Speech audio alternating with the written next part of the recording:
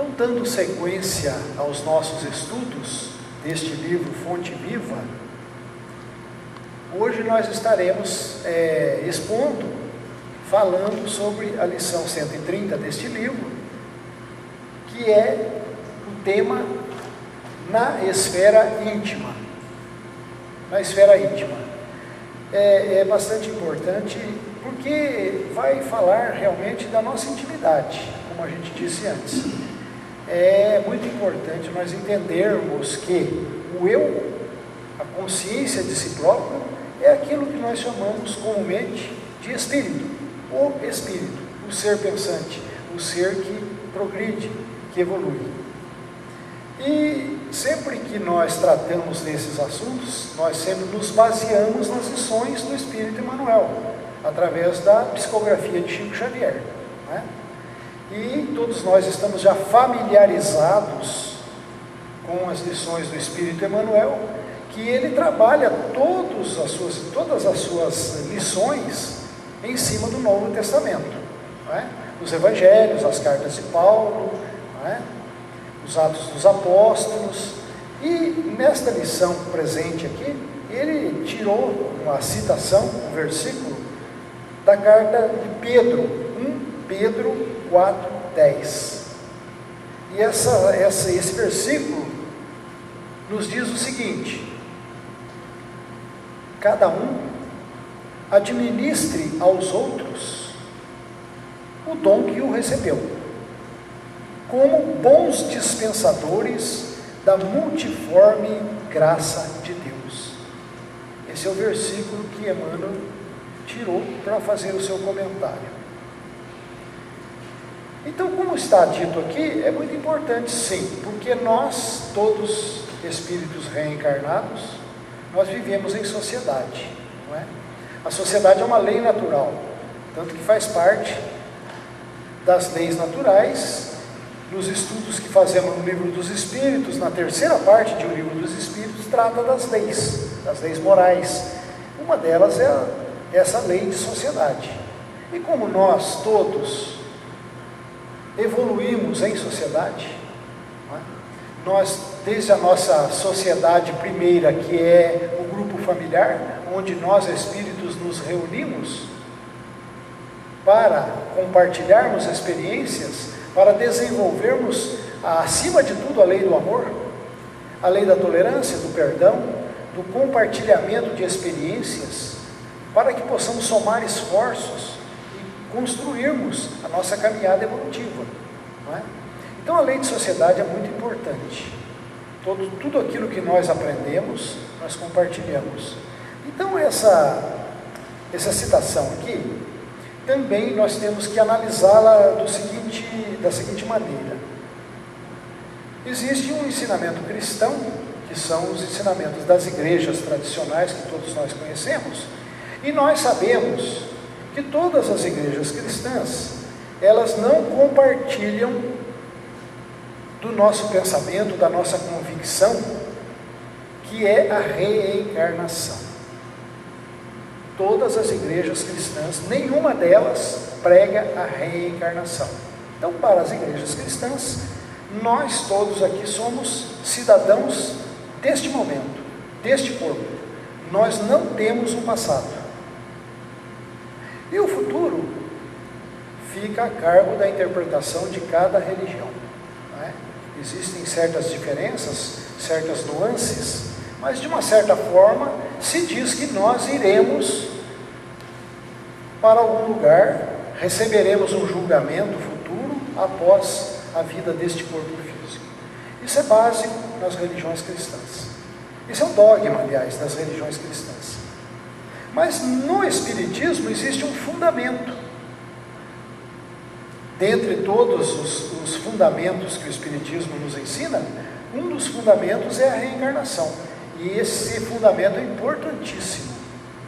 Porque o ensinamento da reencarnação é que nos responde uma série de dúvidas, nos esclarece uma série de dúvidas que temos, questionamentos que fazemos.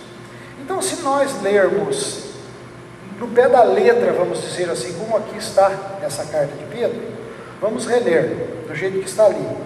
Cada um administre aos outros o dom como o recebeu, como bons dispensadores da multiforme graça de Deus. Então vamos analisar isso aqui sob a ótica espírita.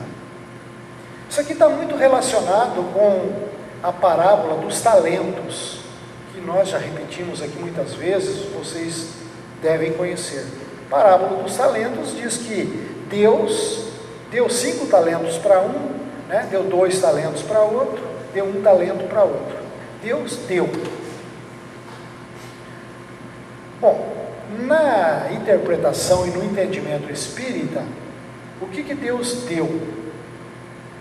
Porque Deus não deu um talento pronto para nós. Porque se fosse assim, se nós entendermos pela ótica das religiões tradicionais, que existe só uma vida, só uma encarnação só,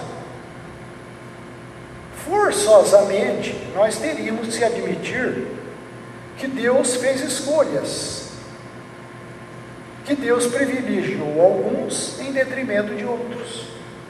Porque como é que nós explicaríamos espíritos reencarnados aqui, seres humanos normais como todos nós, que uns já detêm inteligência, educação, fineza de trato com o semelhante, amor ao próximo, e outros nem tanto, e outros que ainda jornadeiam na ignorância na face da terra, que vivem ainda situações miseráveis, por conta da ignorância, se tornam cidadãos que muitas vezes enveredam pelos descaminhos da vida.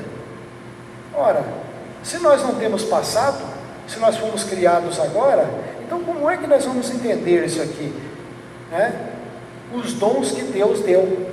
Mas então nós temos que entender que Deus deu sim um dom bom para aquela pessoa e outro mal para outra pessoa, porque nós temos tendências, nós temos pendências. Como é que nós vamos entender isso? Não é? Aí nós vamos recorrer à reencarnação, o ensinamento da reencarnação.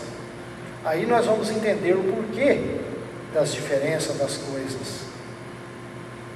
Porque nós somos cidadãos eternos, consciências em evolução, que partimos de uma estaca zero, como o Espiritismo diz, da simplicidade e da ignorância. Nós fomos criados na noite dos tempos, a se perder na eternidade, lá no passado, que nós não podemos nem entender como é que foi, mas fomos criados de certa forma. E viemos fazendo essa trajetória evolutiva através de milhões de anos. No despertar da consciência do homem aqui na Terra, já está acima de 100 mil anos. A ciência mostra isso. Para mais de 100 mil anos, o ser humano começou a desenvolver a sua inteligência, a sua capacidade de escolha. Então, como é que nós vamos entender essas situações? Então, como é que nós vamos entender esses dons? Toda criatura, todo ser humano, recebeu, a partir do princípio da criação, uma potencialidade, que nós chamamos de divina, potencialidade divina, porque é de Deus, não é? Sem exceção e sem privilégios. Todos nós recebemos, sem exceção, sem privilégios. Ninguém saiu na frente do outro. Todos nós saímos iguais. E com a possibilidade e a liberdade, e essa liberdade ela é relativa também, porque ela vai se ampliando à medida que o espírito vai conquistando valores. Então, através das sucessivas reencarnações, o espírito vem à carne e deixa a carne, vem ao corpo físico, deixa o corpo físico, e nós fazemos isso milenarmente, e nós continuaremos a fazer isso tantas e quantas vezes forem necessárias para o aprimoramento do espírito, até que ele galgue posições mais elevadas, até que ele conquiste, pelo próprio mérito, condições de habitar esferas mais elevadas do universo. Porque também é próprio das religiões cristãs achar que o nosso mundinho aqui é o único. é próprio das religiões cristãs. Mas o Espiritismo diz, não é? Pegando inclusive um ensinamento cristão, que diz lá no Novo Testamento, que na casa de meu pai existem muitas moradas, que Jesus teria dito isso. Na casa de meu pai existem muitas moradas. Como é que você vai entender isso, se você não entender a amplidão do universo, a infinitude do universo? Que nós podemos saber sim que existem moradas físicas no mundo, no cosmos universal, mas também existem moradas psíquicas, moradas que nós criamos no nosso mundo psicológico, na nossa intimidade. Daí porque o tema de hoje é na esfera íntima. Quer dizer, é na nossa intimidade que nós construímos o nosso céu, entre aspas, não é? E o nosso inferno.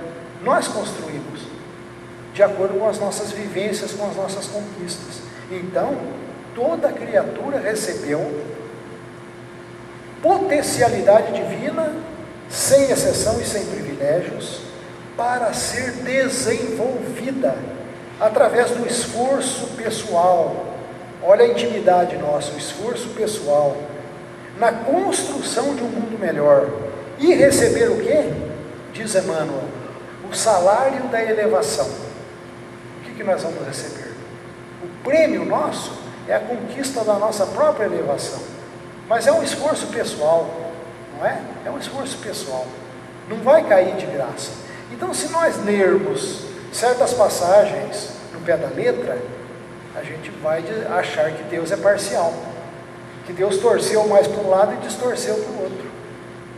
E pelo ensinamento fundamental da reencarnação, nós vamos entender que tudo é conquista individual, de esforço próprio de cada um de nós.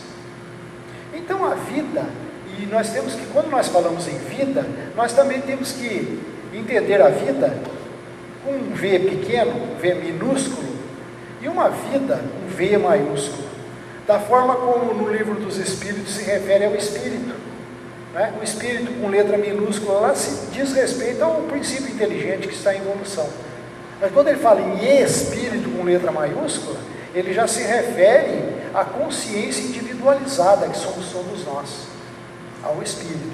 Então, quando nós vamos falar aqui, Emmanuel diz que a vida é uma máquina divina, da qual todos os seres, todos somos peças importantes, e a cooperação é o fator essencial na produção da harmonia para o bem de todos. Então existe a nossa vida pequena, né? A gente acha, estamos vivos porque estamos no corpo físico. Parou de funcionar o corpo físico, a gente acha, morreu, faleceu. A gente acha que vida, a gente sempre diz aqui, que vida é aquele período que vai do atestado de nascimento até o atestado de óbito. Esse período a gente chama de vida, porque a gente está olhando a vida de forma material. Nós estamos olhando a nossa vidinha aqui no chão da terra, apenas uma pequena experiência que estamos fazendo, mais uma entre tantas. Mas existe aquela vida que nós chamamos de um V maiúsculo, a vida maior, que é a vida do eu consciência, do ser humano. Quando nós nos referimos ao espírito, à alma, é o ser consciente, é a consciência de si próprio. Eu sou. E aí então, a vida, ela se torna ampla, ela tem passado remoto, ela tem presente e ela tem perspectivas futuras. Então essa é a vida maior. Quando nós dizemos, fulano desencarnou, foi para a vida maior. Não, nós não vamos para a vida maior, nós estamos na vida maior sempre, estejamos encarnados ou desencarnados. Estar encarnado ou desencarnado são duas situações complementares, não é? O espírito nunca deixa de ser o espírito, ele é sempre ele, com a diferença de que a cada reencarnação o espírito adquire mais experiência, adquire mais valores e ele pode compartilhar melhor. Então, quando essa passagem de Pedro que diz que cada um administre aos outros o dom como recebeu, cada um de nós temos uma medida para para compartilhar com o outro. E se nós tivermos a nossa medida ainda pequenininha? E se nós estivermos ainda estagiando em estágios mais ou menos, ainda que nós ainda temos umas certas viciações, umas certas prepotências, alguns certos orgulhos, quando nós temos isso ainda, a gente vai compartilhar isso com o outro? Porque muitas vezes a gente, a pretexto de ajudar o outro, você interfere no livre-arbítrio do outro, querendo impor o seu ponto de vista, a sua maneira de ser ao outro. Então essa questão de viver em sociedade também é necessária, é verdadeira, é precisa. Só que pode acontecer aí desentendimentos, desavenças, porque cada um tem um juízo próprio, cada um tem um grau de entendimento da vida, cada um já caminhou mais ou menos, já adquiriu mais ou menos experiências. Então, o que nós vamos compartilhar, né? Nada existe na vida que não tenha significação. Daí porque estejamos nós encarnados em qualquer situação, não é? Em qualquer idade do corpo físico, em qualquer situação onde a gente se encontre na reencarnação, e desenvolvendo qual for a atividade, sejam elas atividades humildes ou atividades mais elevadas, não é? Não importa, todos nós somos importantes nesse trabalho de aprendizagem uns com os outros. Nós costumamos dizer aqui que sempre nós podemos ser mestres e somos também aprendizes. Somos mestres naquilo que já aprendemos, naquilo que temos experiência e maturidade para passar ao nosso semelhante. E somos aprendizes enquanto ignorantes de outras situações que não aprendemos ainda. Então somos sempre isso, mestres e aprendizes nesta caminhada, né? Então, em qualquer situação que a gente se encontre, a gente tem que movimentar os valores que já conquistamos, aquilo que já está sedimentado na nossa intimidade como experiência de vida. A gente tem que movimentar isso a benefício da coletividade em geral, e buscando avançar mais ainda na direção de um objetivo maior da vida, né? Existe um objetivo maior da vida, aquilo que em termos religiosos a gente diz encontrar felicidade e ir para o céu. Em termos religiosos, esse céu aí a gente sabe que é simbólico, ele significa um estado gradativamente, relativamente mais elevado a cada experiência adquirida, a cada reencarnação que nós passamos. Então é sempre relativo, não é? Nós temos que ser buscadores. Quando no início nós dissemos que em Espiritismo é necessário estudar bastante, tem uma frase que diz o seguinte, é de um companheiro nosso do Rio Grande do Sul. Ele diz o seguinte: nós sabemos pouco, nós não temos certezas definitivas, né? As nossas verdades, elas são relativas, mas ousamos buscar. Nós temos que ter ousadia para buscar e aprender, nós temos que ter vontade de querer aprender, né? Temos que estudar. Então, ninguém é tão pobre que não possa dar nada de si mesmo, não é? Qual é o conceito que nós fazemos de pobre e rico, pobreza e riqueza? Aí o conceito corre por nossa conta, não é? Corre pela interpretação que está na nossa cabeça. O que é ser rico, o que é riqueza, o que é pobreza. Isso vai depender dos valores que nós temos na vida. Muitas vezes nós valorizamos as riquezas materiais, e que dizemos sempre aqui, não é pecado, entre aspas, né? Essa palavra pecado não existe para o Espiritismo, né? A gente coloca entre aspas porque é simbólico. Então não é pecado você ter certa riqueza material, desde que ela foi construída com honestidade, com trabalho, com suor, e que essa riqueza se reverta em benefício da coletividade em geral.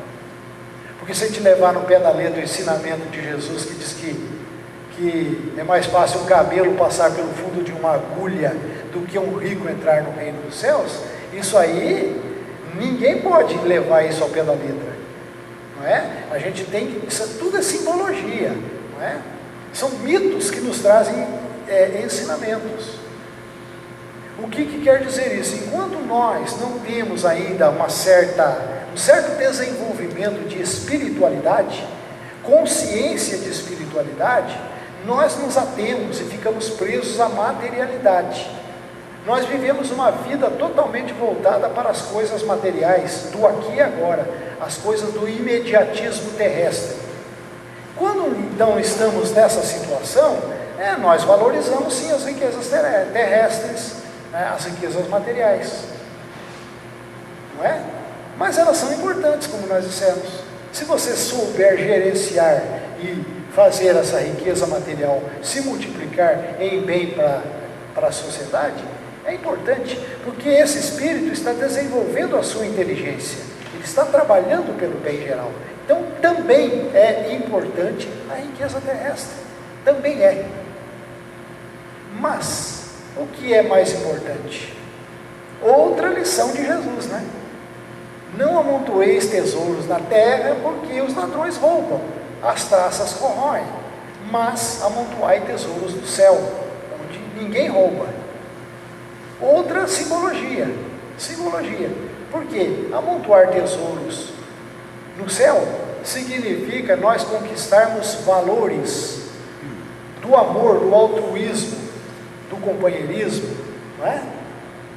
Isso nós entesouramos na nossa intimidade, na esfera íntima, é o título do nosso trabalho de hoje.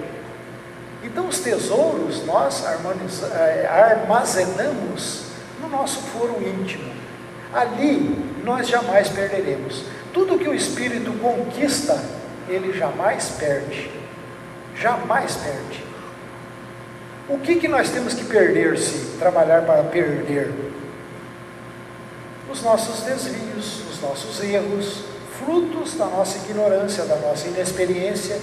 Então nós temos que ir diminuindo gradativamente esses erros, essas experiências equivocadas na vida, e trocando isto, substituindo esses valores arcaicos, que já não nos atendem mais à necessidade, por valores mais elevados da vida, né?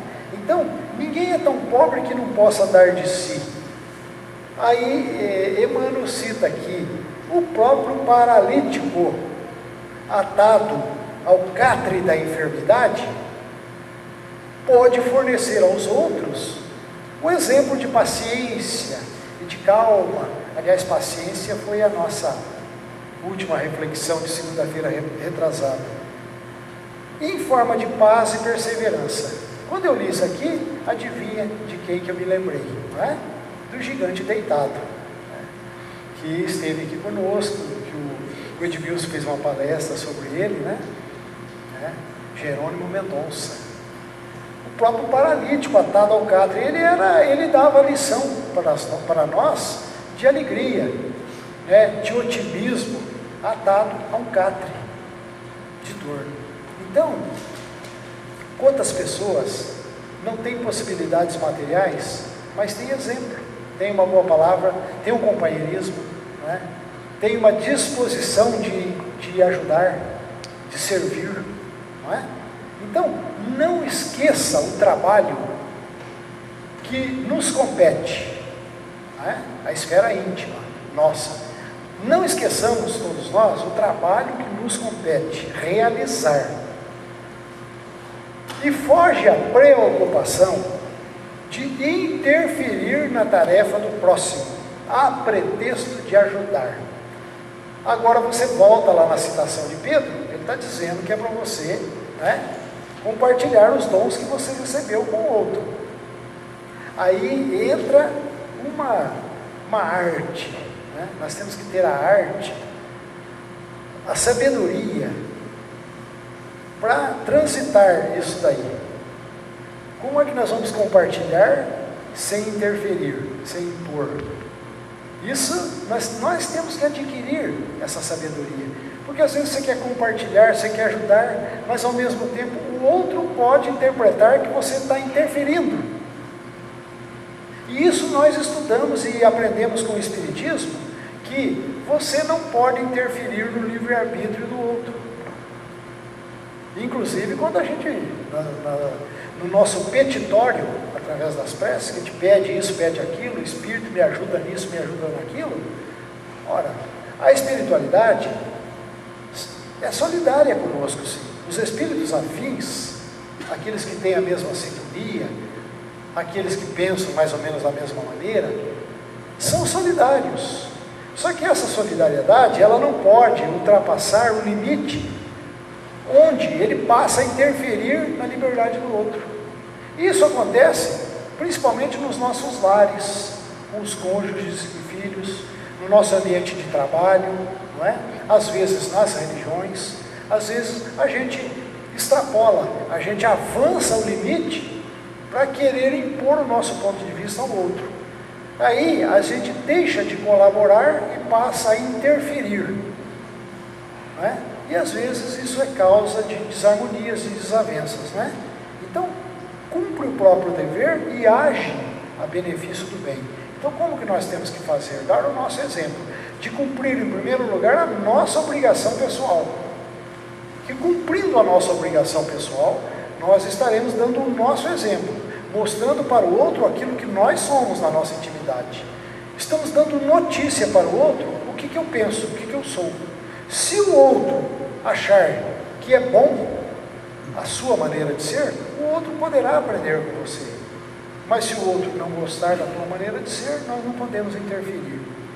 Então, às vezes, achando que nós estamos fazendo melhor que os outros, eu acho que eu faço melhor que o outro, nos tornamos agentes de desarmonia.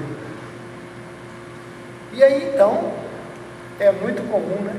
Nós, seres humanos encarnados na Terra, vamos analisar as nossas vidas particulares a partir da nossa intimidade, da célula familiar do nosso lar, a sociedade em que nós vivemos, né? Os países.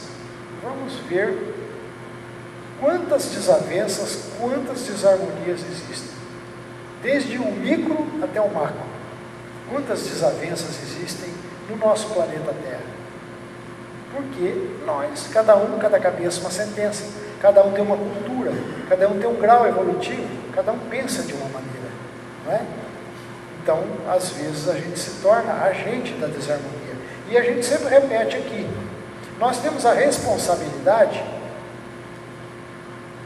quanto à psicosfera que reina em torno de nós, ao mundo em que vivemos, espiritualmente falando. Tanto fisicamente falando, nós temos responsabilidade em sanear, em manter e cuidar do planeta físico em que vivemos, nós temos essa responsabilidade, e muitas vezes somos irresponsáveis, e colhemos os resultados através de tudo isso que nós estamos vendo aí, colhemos resultados, não é?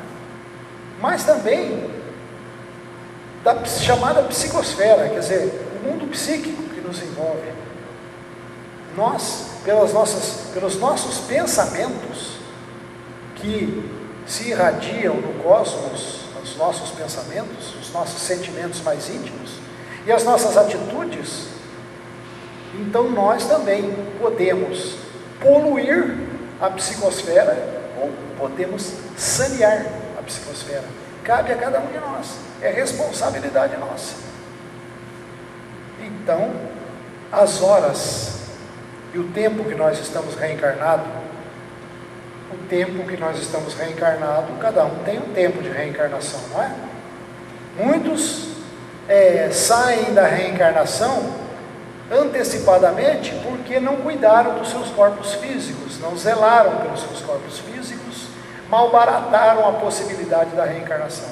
Então muitos desencarnam por não ter consciência de si próprio, não ter consciência de espiritualidade, né? E agridem o seu corpo físico de várias maneiras, não é?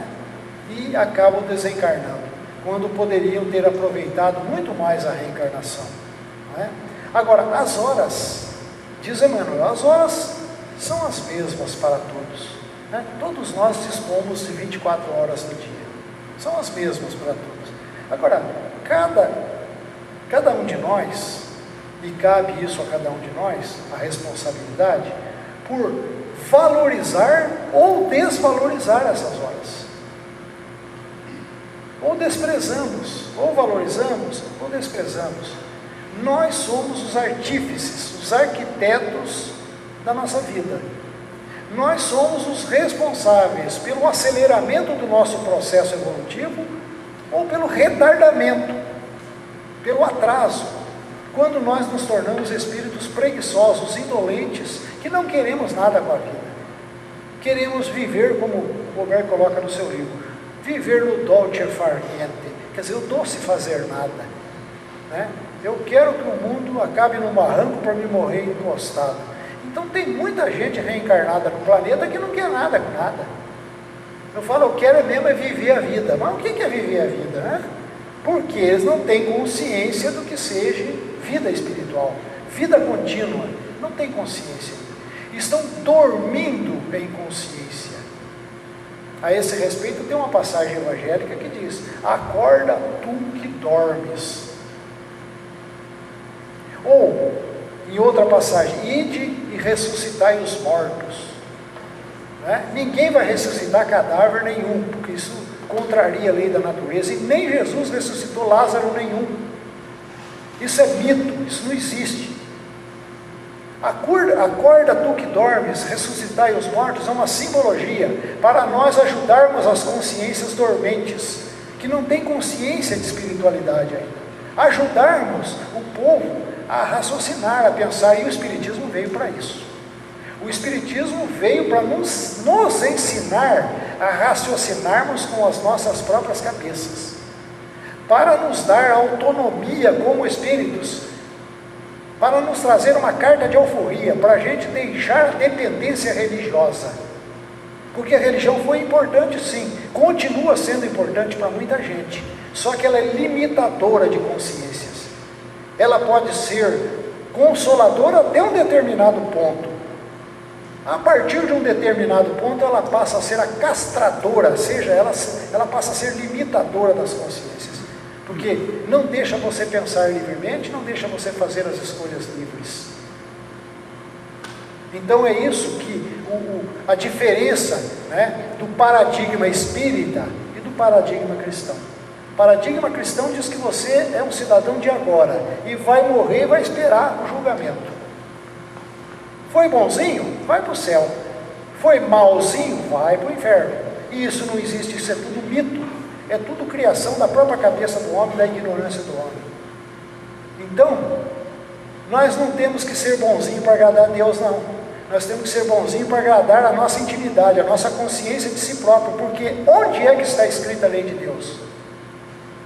É na consciência. Portanto, Deus está presente na consciência.